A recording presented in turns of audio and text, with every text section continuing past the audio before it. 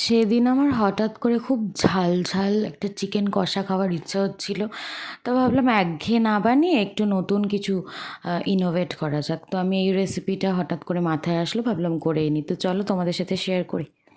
এখানে 600 gram chicken নিয়েছি, দিয়ে দেবো, ধুয়ে পরিষ্কার করে নিয়েছি। তার মধ্যে দিয়ে দিচ্ছি নুন, হলুদ আর সর্ষের তেল।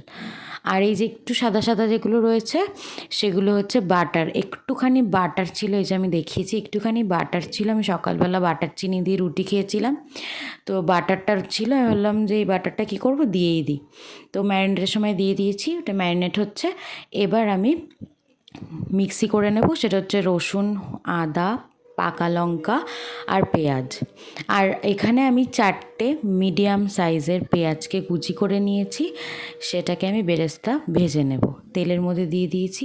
এবার ওই মাংসের মধ্যেই দিয়ে দিলাম বেরেস্তা ভাজা আর পেস্ট করা মশলাটা, আর দিয়ে দেবো কাসুরি মেথি।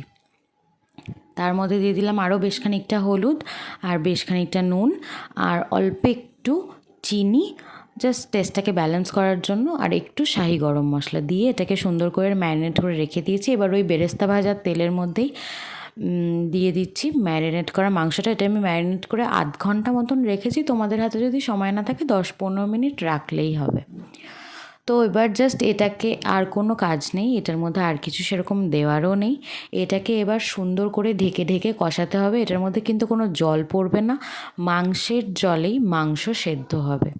সুন্দর করে এটাকে কষিয়ে কষিয়ে কষিয়ে কষিয়ে মাংস থেকে যেই জলটা বেরোবে সেটাকে শুকিয়ে নেব। এবং যে যেরকম কষা রাখবে, আমি একটু গ্রেভি রেখেছি। তো গ্যাস অফ করে আমি দিয়ে দিলাম বেরেস্তা। তারপরে এটাকে নামিয়ে রুটি, ভাত, পরোটা, লুচি, নান সব কিছুর সাথে এটা সার্ভ করা যাবে।